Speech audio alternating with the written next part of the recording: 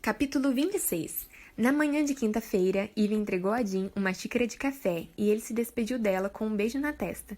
Então, quando já estava na porta, virou-se e perguntou: 5 horas, né? Ela sentiu com a cabeça: 5 horas. Esteja pronta para sairmos. Estarei. Espero que tenha escolhido um bom lugar. Ah, eu escolhi. Leve uma bunda de roupas para o caso de passarmos a noite fora. Além disso, tenho uma proposta. Eve bufou. Aposto que tem. Você tem uma mente suja, disse ele em voz baixa. O que eu quis dizer é que proponho reestabelecermos as regras antigas para esse jantar. Nada de marido, nada de beisebol. Tudo bem, concordo. Então, qualquer coisa que precise dizer sobre esses assuntos é melhor dizer agora. Tudo bem, espere. Meu marido era um idiota. Bem, às vezes eu assisto a vídeos de mim mesmo eliminando rebatedores no YouTube. Tudo bem, já chega. Agora vá para a escola. Há adolescentes esperando você para moldar o caráter deles. Quando ele saiu, ela foi para o andar de cima e entrou no closet onde havia guardado uma sacola branca com elegantes letras pretas que diziam Catherine's. Era uma boutique de lingerie que Mônica havia recomendado por mensagem depois de jurar segredo. Pergunta estranha. Você tem um lugar favorito de comprar lingerie de renda bonita? Estou querendo peças novas, mas não compro há anos. Sim, tem uma loja chamada Catherine's em Bangor. Vale a viagem, bonita sem serem vulgares, boas pro dia a dia e ocasiões especiais. Em seguida, um emoji dando uma piscadela. Ela não podia culpar Mônica por isso. Ela merecia o emoji dando uma piscadela. Obrigada. Por favor, não conte ao Andy que eu te perguntei isso.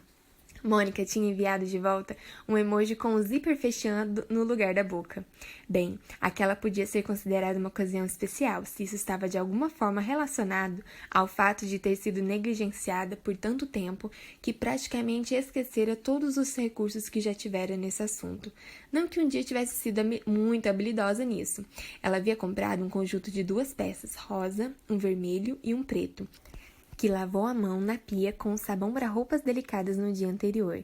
Depois pendurou para secar e colocou de volta na sacola dentro do armário, como se estivesse deixando as peças em quarentena, isoladas das outras roupas para que seus moletons não ficassem escandalizados.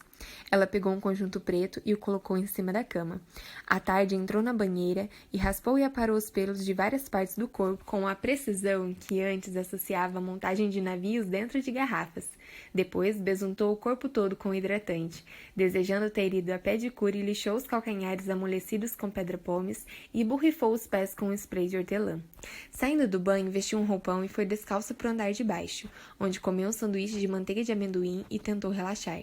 Em setembro, faria 2 anos da morte de Tim, o que significava que havia mais tempo ainda que ela não fazia nenhum tipo de sexo, fora o fato de que jamais transara com outra pessoa. Não pensava muito nisso, até recentemente. Fazia parte da viuvez, parte de não ser mais esposa de ninguém, e estava tudo misturado a outras perguntas sobre o que deveria fazer agora que todos os seus planos originais e todos os seus planos B tinham se evaporado. Ela se lembrou de ter se perguntado naquele 1º de dezembro se aquilo significava que nunca mais ia fazer sexo na vida, e se ninguém mais se interessasse, e se ela simplesmente não tivesse vontade, nunca mais. E se houvesse uma regra que não tinha lido exigindo que se mantivesse casta até a morte dos pais de Tim? E se a cidade aprovasse a resolução de colocá-la em uma redoma de vidro diante dos correios como uma instalação em memória de seu falecido marido? Foi algum tempo depois do sanduíche de manteiga de amendoim que ela decidiu fazer algo estúpido. Abriu o laptop e pesquisou Jean Tenney, namorada. Em seguida, clicou em imagens. Ah, merda, disse baixinho. Eve sabia que Melanie Copps, a atriz com que ele fora visto pouco antes de encerrar sua carreira, era uma ruiva de pele muito clara e sobrancelhas que parecia ter ganhado jogando poker com o fantasma de Audrey Hepburn. Em uma foto, estava agarrada ao braço de Jean, usando um vestido verde com um decote que ia quase até a cintura. Quer dizer, até quase o que restava de sua cintura. Mas também havia uma foto de Jean com uma surfista profissional, uma loira de ombros poderosos e sardas, e também Jean com uma cantora chamada Bev Bull, famosa por combinar suaves vocais e violoncelo elétrico. Ela também era muito, muito bonita, com pele escura e lindos cabelos negros. Ivy fechou o computador com força e foi até o espelho do banheiro. Tinha 2 cicatrizes de acne na testa e uma mancha mais escura de origem indeterminada na bochecha que um dermatologista garantia que não estava apenas à espreita para matá-la. Seu nariz era ligeiramente torto, assim como os dentes da frente. Abrindo o roupão, cutucou a barriga mole com todos os dedos. Colocou as mãos nas laterais da cintura e prendeu a respiração. Tinha pernas grossas como troncos de árvore, de acordo com uma garota que havia feito parte por um breve período de sua turma na 8ª série, e embora sempre tivesse ficado razoavelmente feliz com seus seios, eles já não eram tão satisfatórios quanto aos 20 anos. Ivy se aproximou do espelho, pegou uma pinça de uma bandejinha de prata e estreitou os olhos. Como sempre, fazer a sobrancelha esquerda a fez espirrar, mas ela limpou o espaço entre as sobrancelhas e os locais onde os pelos desgarrados se projetavam de maneira desorganizada em direção às têmporas, e arrancou alguns fios que simplesmente não deveriam estar onde estavam, como bezerros separados do rebanho. Passou um creme de limpeza no rosto, esperando que não fosse do tipo com micropartículas de plásticos que faziam mal para golfinhos, tartarugas ou o que quer que fosse. Em seguida, aplicou um hidratante que se apresentava como revitalizante. Ela ainda não havia recorrido a cremes anti-idade, mas imaginava que revitalizante fosse para mais de 30 e menos de 40, anti-idade para mais de 40 e menos de 70. E então, quando se fazia 70 anos, você simplesmente mandava todo mundo se ferrar. Colocou 3 gotas de sérum sobre cada olho, porque aparentemente a pele dessa região não é uma pele normal, e besuntou os lábios com um hidratante que suspeitava ser secretamente produzido na mesma fábrica que a manteiga de cacau comum, mas no fim do processo, em vez de ser colocado em um tubinho, ele era despejado em uma embalagem redonda de plástico acrescido de uma gota de baunilha e vendido por $16. Seu cabelo natural tinha cachos, contra os quais havia lutado de forma intermitente por alguns anos no ensino médio, depois de ouvir sua avó Alston dizendo ao pai exausto que ele deveria fazer alguma coisa a respeito daquele ninho de rato. Ah, vovó, que Deus a tenha, de preferência na sala de espera de um salão de beleza cheio de pessoas extremamente críticas para toda a eternidade. Às vezes, Ivy fazia escova nos cabelos quando estava se arrumando, quer dizer, quando isso acontecia. Mas se fizesse uma escova agora, ia parecer que estava se esforçando demais, não? A ideia era parecer que era naturalmente uma deusa do sexo, não que tinha gastado o dia inteiro naquilo. Então, optou por um creme para domar os cachos e torceu para dar certo. Então foi por closet. Ela vasculhou uma gaveta cheia de calças jeans até encontrar a mais bonita, a escura de pernas retas, que valorizava mais a sua forma. Colocou a calça em cima da cama e começou a examinar os cabides no armário. Tinha uma blusa preta larguinha com a barra canelada e uma blusa preta transpassada com amarração na lateral e um suéter leve de manga curta. Sem saber aonde iam, pareceu terrivelmente difícil escolher. A ideia era conseguir um resultado que só seria possível com um esforço considerável, mas sem aparentar fazer esforço nenhum. Ela não podia dar a impressão de que não estava se esforçando, tampouco podia dar a impressão de que estava se esforçando. Ela pegou o suéter e o colocou sobre a cama. Mas que tal uma abordagem totalmente diferente? E se usasse a camiseta do show dos December Sweets? Isso não seria casual? Não pareceria descolado? Ele voltaria para casa e ela estaria à vontade na cozinha vestindo sua... Não, para isso teria que vestir outra calça jeans e não estaria arrumado o suficiente para um jantar. E, pelo amor de Deus, pensou simplesmente escolha alguma coisa. Então ela tirou o roupão, vestiu a calcinha preta e ajeitou tudo o que precisava ser ajeitado no sutiã do conjunto em seguida. Vestiu a calça jeans e o suéter e sacudiu de leve os cabelos. Estava quase pronta. Quase. Voltou ao banheiro e pegou a bolsinha de maquiagem. Base seria um exagero. Ela ia parecer maquiada demais. Não tinha certeza se Jim já havia visto completamente maquiada antes. E se ele achasse estranho? Tinha quase certeza de que o encontro terminaria em sexo. E se a maquiagem manchasse o travesseiro? Havia quanto tempo que tinha aquilo, afinal? Não, apenas um pouco de pó, um pouco de blush e um pouco de rímel. Ai, Deus, quantos anos tinha aquele rímel? Ela provavelmente não deveria usá-lo, porque com certeza não tinha comprado rímel desde a morte do marido. uma maneira prática, porém lúgubre, de datar seus produtos perecíveis. Mas o aplicou mesmo assim e prometeu a si mesma que compraria maquiagem nova antes da próxima vez que fosse fazer sexo. Sou uma mulher adulta, disse para si mesmo no espelho. Isso é ridículo. Então desceu e foi para a sala de estar, onde se afundou no sofá e pegou a Sports Illustrated da pilha de revistas a seu lado. Ela notou que no canto havia um quadradinho com a foto de Jean e Marco batendo peito com peito, abaixo de uma manchete que dizia: "Não tão rápido, a esperança para o caso perdido, exilado do beisebol". Ela encontrou o artigo curto na revista que incluía uma foto de Jim sentado no banco de reservas 3 anos antes, o cotovelo apoiado no joelho, o boné na mão, um pouco de suor na testa. Ela se aproximou da fotografia para olhar em seus olhos. O texto se referia a ele como perturbado e outrora brilhante e dinâmico. Examinando seu rosto depois de conhecê-lo durante todos aqueles meses, Ivy só conseguia pensar em como ele era atraente. Ai, caramba, ele era atraente. Ele era inteligente, espirituoso e engraçado e tinha sido tão gentil com ela. E era um bom inquilino, um bom jogador de beisebol e ótimo com as filhas de Andy e a mãe de Andy e o pai de Ivy. Ele apoiava a cidade e tinha ajudado os vizinhos de Ivy a tirar a neve na entrada da garagem quando nevou meio metro de um dia para o outro em janeiro.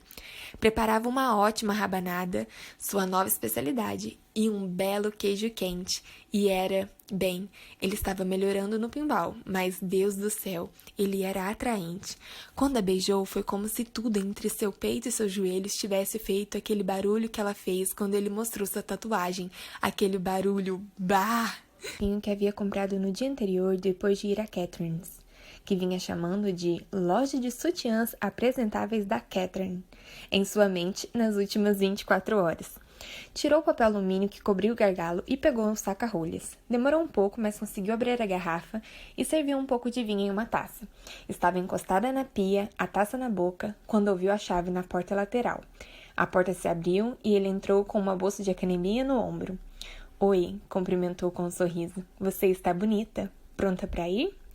O trajeto de carro durou cerca de 1h30, até eles estacionarem em frente ao Stanford Hotel, escondido em um dos sofisticados núcleos de riqueza localizados entre marinas pesqueiras e a antiga cidade Fabris. O interior do restaurante do hotel era silencioso e escuro, sem ser abafado, e eles se sentaram a uma mesa com bancos de couro. "Que lugar legal", disse Ivy. "Quem deu a dica a você?" "Você sabe como eu odeio a internet?" Ivy assentiu com a cabeça. "Eu sei bem, mas ela é muito boa em indicar restaurantes." Uma atendente entregou a eles os menus. "Que este restaurante seja em um hotel?" disse Ivy. Jean olhou para ela com os olhos semicerrados por um minuto. "Não faço ideia do que você está insinuando." Havia pão na mesa e algum tipo de música índia acústica, tocando no salão aconchegante e quase vazio. E enquanto Ivy mergulhava um pedaço de pão em azeite, Jean serviu uma taça de vinho tinto da garrafa que havia pedido. "Então, as aulas estão quase acabando", disse ela.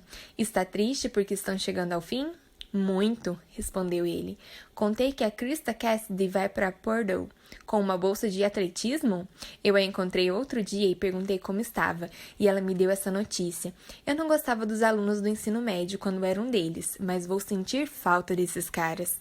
"Bem, eles vão dizer a todo mundo que conhecem você, e tenho a impressão de que isso vai se tornar uma bela vantagem para contarem por aí." Jean ergueu a taça. "Tudo bem. Há todas as coisas incríveis que vamos fazer."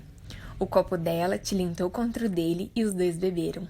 "E ao fato de que se a tecnologia moderna o ajudou a encontrar um lugar para jantar, não pode ser assim tão ruim.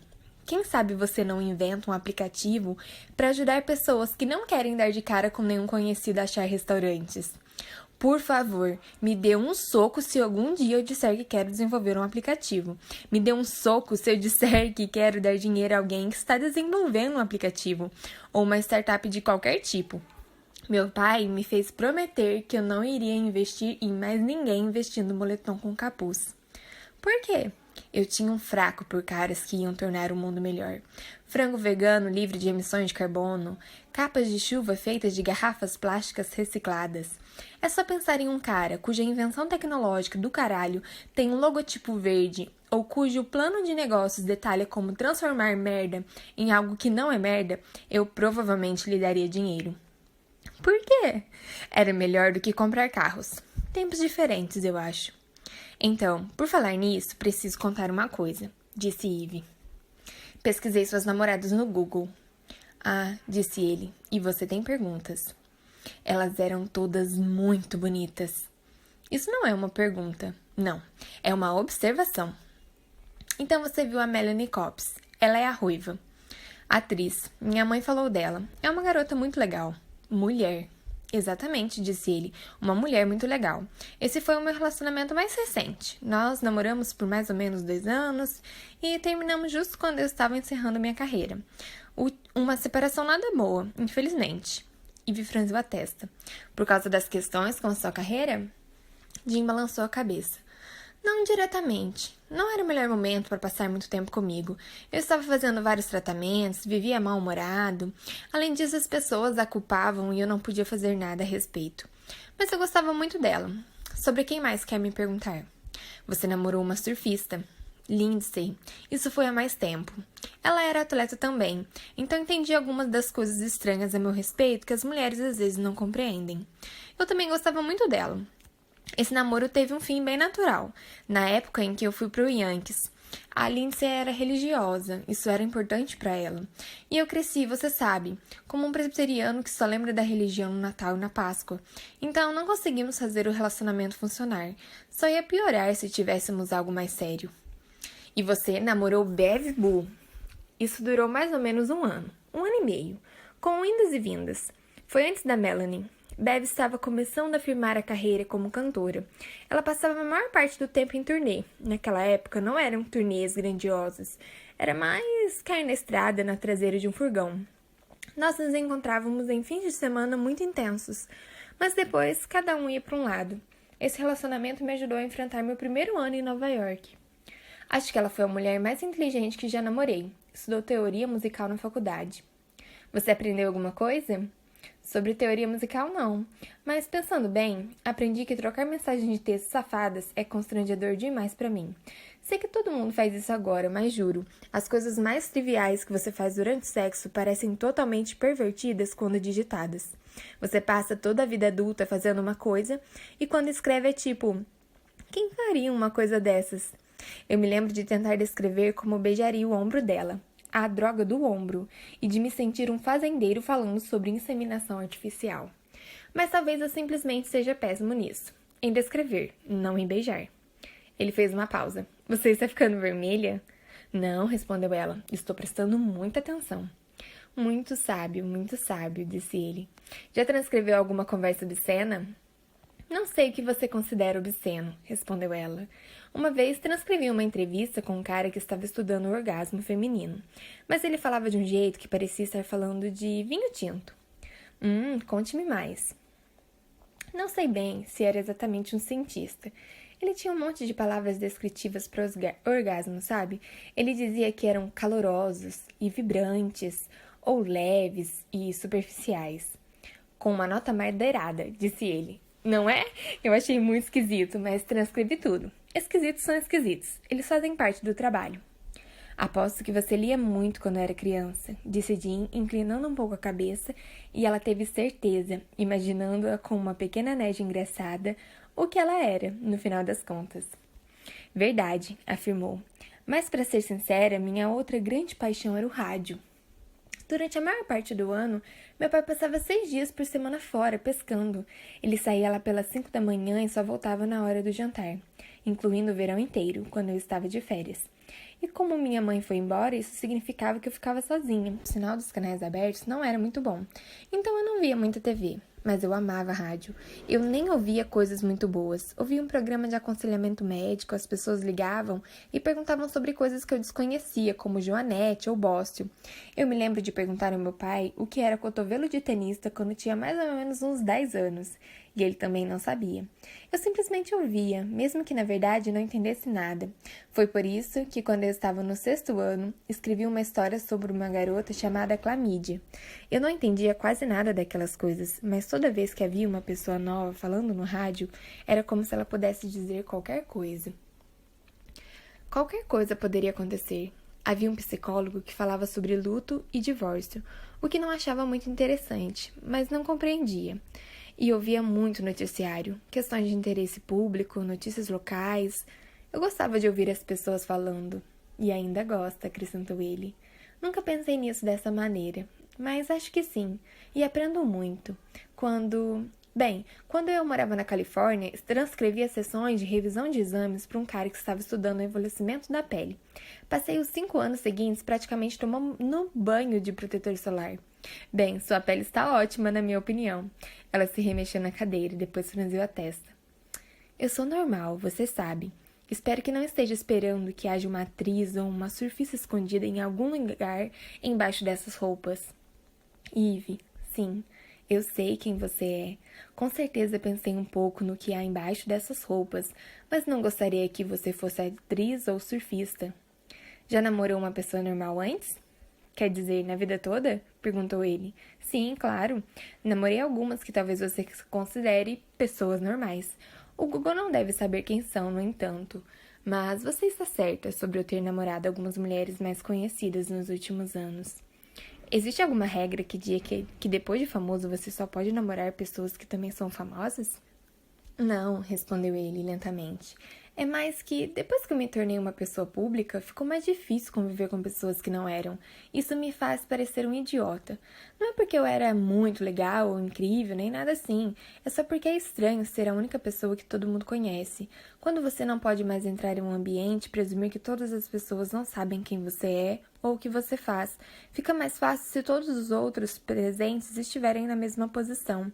Eu não gostava de estar em lugares que alguém perguntava a 8 pessoas seguidas o que elas faziam e dizia: bem, eu sei quem você é.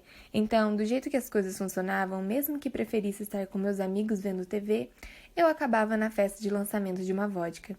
E em uma festa de lançamento de vodka, você conhece um determinado tipo de pessoa. Eve se inclinou para frente. Uma festa de quê? Você sabe, vamos lançar nossa nova vodka com sabor de manteiga de amendoim, ou sei lá o quê. E faremos uma festa em um clube noturno escuro e barulhento pra cacete, onde todos vão ficar gritando no seu ouvido. Você vai levar 10 minutos para conseguir pegar uma bebida no bar e, na fila, vai ficar atrás de um punhado de gel de cabelo ambulante tentando vender um roteiro. Mas a boa notícia é que a bebida é liberada. Contanto que você beba nossa nova vodka, que provavelmente tem o mesmo gosto do suor das costas do Sr. Amendoim. Existe mesmo uma vodka com sabor de manteiga de amendoim? Se não existe, não é por não ser uma ideia estúpida para alguém lançar em uma festa. Eu considero festas como uma coisa boa. Essa não parece ser sua experiência.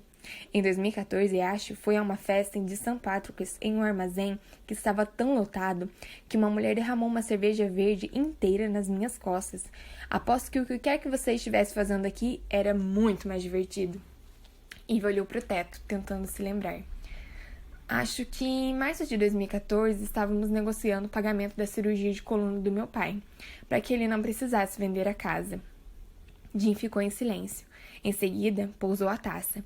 Ele colocou a mão no peito. Eu sou um idiota. Me desculpe. Não é não, disse ela, estendendo a mão e colocando-a sobre o pulso dele. Isso não foi justo. Ela se endireitou de novo na cadeira. Nós só tivemos vidas diferentes. Quer dizer, não sou particularmente fascinante, Jim. Isso aqui é... Ela olhou para si mesma. Essa sou eu, não fica muito melhor do que isso. Está tentando me convencer a não gostar de você? Perguntou Jim, encarando-a. Porque não vai funcionar. Estou muito interessada em você agora. Muito. Bah! Que bom, ela conseguiu dizer. Falando nisso, ele tirou do bolso uma chave presa a um anel com uma plaquinha de latão redonda e a colocou em cima da mesa. Esta chave é do quarto 208, que fica no andar de cima. Eve se inclinou para examinar a chave, mas não a tocou. Uau! Uma chave de verdade. Achei que só se usava cartões eletrônicos hoje em dia. Muito elegante. Ela não sabia se deveria dizer mais alguma coisa. Aposto que é bonito. Bem, essa chave não é para você, explicou Jim. Eu vou ficar no quarto 208. Ele enfiou a mão no bolso novamente e deslizou outra chave sobre a mesa. Esta é a chave do 204, do outro lado do corredor. Ivy ergueu as sobrancelhas. Você reservou quartos separados, disse ela. De verdade, você realmente reservou quartos separados. Seus olhos percorreram o restaurante e ele mexeu na chave. Eu entendo que não temos mais de 19 anos, falou ele, mas acho que vou ficar no quarto e esperar. E, você sabe, considere-se convidada. Ivy olhou para uma mecha do cabelo dele que se enroscava atrás da orelha. Você reservou quartos separados, repetiu ela. Pareceu uma escolha sagaz quando tive a ideia, murmurou ele, em direção à mesa, depois olhou para ela. Agora não tenho certeza. Parece uma péssima ideia. É uma péssima ideia? É uma péssima ideia, não é? Ivy pegou sua chave e a examinou. Não, achei excitante. Eles se entreolharam e Ivy pensou por um segundo em pegar as duas chaves da mesa, agarrar Jim pelo cinto e arrastá-la até o andar de cima tão rápido que ele ainda estaria segurando a taça de vinho quando ela arrancasse sua camisa. Mas naquele momento, a atendente reapareceu e ela se deu conta de que nenhum dos dois havia pensado no que iam comer.